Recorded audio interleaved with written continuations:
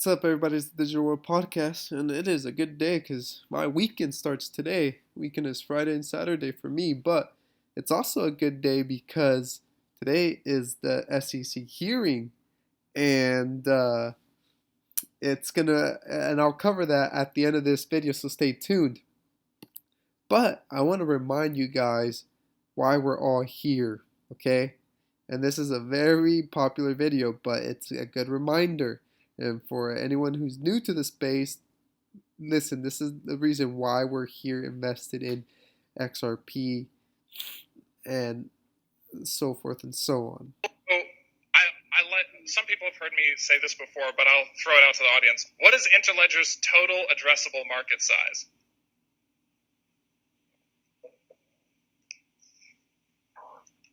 All the money. Nobody wanted to feed it. Yeah, it's all the money, because what we're really talking about with this idea of the Internet of Value is creating a single global payment network that connects literally everyone. He said it, and so that's why we're here. Now, I want to give you guys a little taste of what's happening right now. XRP, $1.60. Excuse me. $1.60. And this is just the beginning. I'm telling you, we're headed towards all-time highs at this point. And it's just a matter of time before it happens. And the levels of success, the levels of utility, the levels of integration that XRP has with many central banks and institutions is beyond anything or any coin in the crypto space. Yes, the whole SEC lawsuit is happening, but that is just a small blip on the radar. That it's going to be done and over with. And when it's declared, whether a virtual currency or a derivative security, whatever it is, it's not going to hurt its use case, I believe. I believe that it's going to unlock its true potential, its true utility to the market. Now, here is Miguel Valles talking about, the plans of how XRP will be utilized. Even if you had, and I know it's all kind of chicken and egg, but even if you had the prime brokerage model and you wanted to offer leverage to your clients, that means that you now have to go out there and source a bunch of Bitcoin or Ether or XRP, and that's not easy to do, right? I think one of the advantages that we have as a company is the fact that we sit on 60 billion XRP. So the day that Goldman wants to open up their trading desk, they don't have to go find, XRP. They just give me a call, which is nice. I think it's even if you had. There you go. Okay, so a lot of people worried about they own 55% of the total supply. Well, no. What happens is they've been distributing it across the board, and he just said if once Goldman Sachs or the big boys are ready to open their trading desk and want to use it, then they can take those from that supply. They don't have to go and find it. They can go straight to the company, and the company has the reserves of the coins. So don't be fooled by a lot of people saying, "Oh, it's centralized. It's this. It's that." XRP would still function if Ripple decided to close its stores. It would still be used. It has a use case. It's separate. It's a separate entity, just as Exxon is a separate entity from the oil or the gas that it supplies. Now, a real narrative that's happening, it's the climate change narrative. And here we see Chris Larson says, as governments and consumers push industries towards low energy/carbon, crypto is no different. Using 100% renewables is part of the equation. The other is switching from high energy consuming validation mechanisms to low energy ones. It's not an easy journey, but an urgent one. Okay? So he's telling you need to switch over from high energy to low energy ones, and it applies to this space. And these proof of work is not going to cut it. And you know why it's not going to cut it? Well, I'll just let Gary Gensler explain it to you. Aside from the high energy consumption, look what else is, in his eyes, centralized in nature. But by and large, the thousands of crypto tokens that have come since are highly centralized. Ethereum is centered around the Ethereum Foundation of Vitalik Buterin and a team of developers. There's 70 people that work at the Ethereum Foundation, not all of whom are developers, but and in most of these projects, away from Bitcoin and Ethereum, there's a group of 2 to 5 developers. They're really highly centralized in terms of maintaining, promoting, enhancing the code and the business model of that offering. So there's conceptual framework, and then there's economic reality. And the economic reality is much more centralized. Protocols, ownership of the tokens, mining, of course, are somewhat centralized, and then the secondary markets. Yeah, so it brings me to a whole other area, which is mining. Do you think mining today is centralized or decentralized?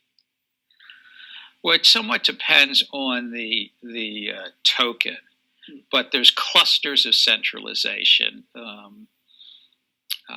Though I haven't looked at the recent statistics, I think 3 or maybe just 2 mining pools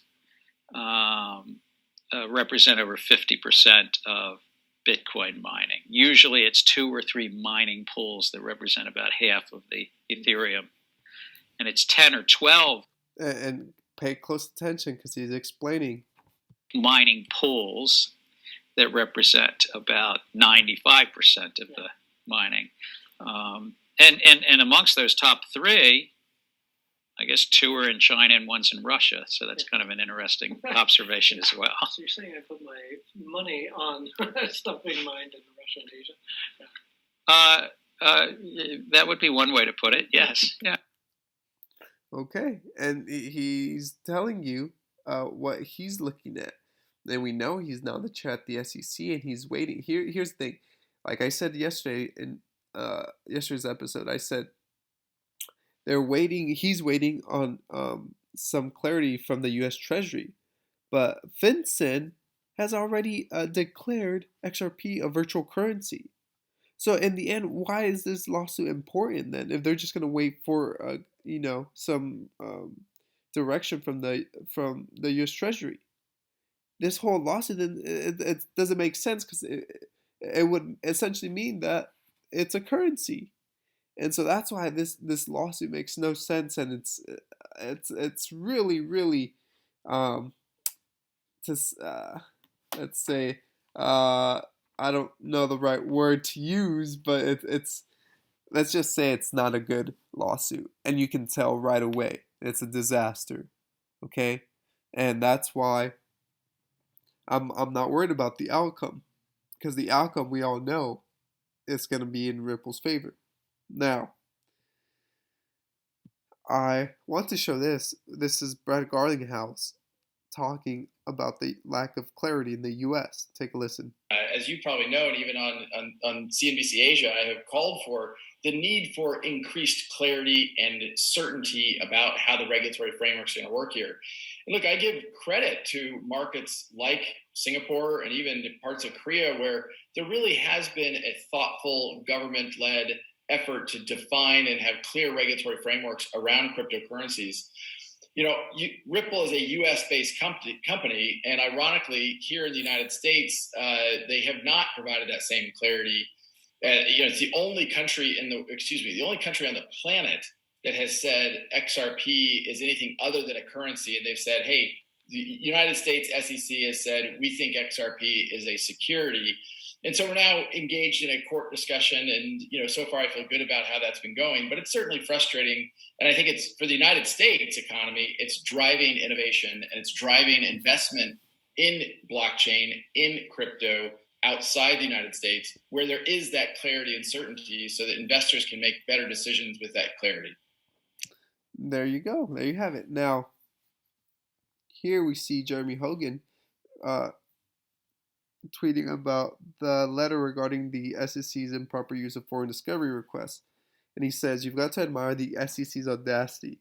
Yes, we are using MOUs memorandums of understandings is what I understand it to be, which are outside the rules of civil procedure. So what?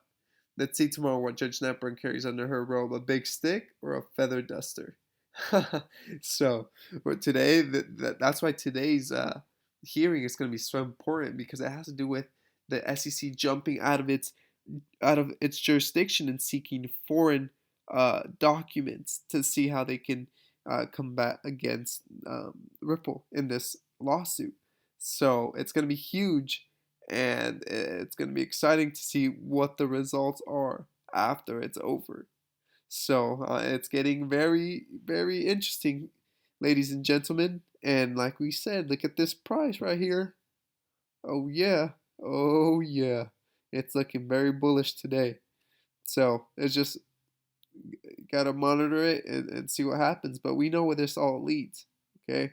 If you know what you own and you know the use cases and utility and the value that it has on the market, then you have nothing to be worried about. Like Dilip Rao said, I'm not selling my XRP because he knows the use case. Now, if I always talk about this channel, that if you take profits, or if you want to take profits, think about it, because I'm a believer in taking small profits, because you gotta there's a lot of speculation still. We're not in a utility bull run, in my opinion. It's not financial advice. So taking small profits to be able to um, buy things or do things that will help your family. And then every person's situation is different, okay? But yeah, I personally will be taking small profits out of my portfolio, okay? So it's every person's situation is different, but you do what's best for you. But in the long term, there's some bags that you're just never gonna touch, and you're just gonna let go into the future long term. I hope this episode has brought you some value. Like and subscribe, comment below. What do you think about what's happening? What do you think is going to happen with proof of work and this new age of uh, modern finances? This is the Digital World Podcast, and I'll see you in the next episode.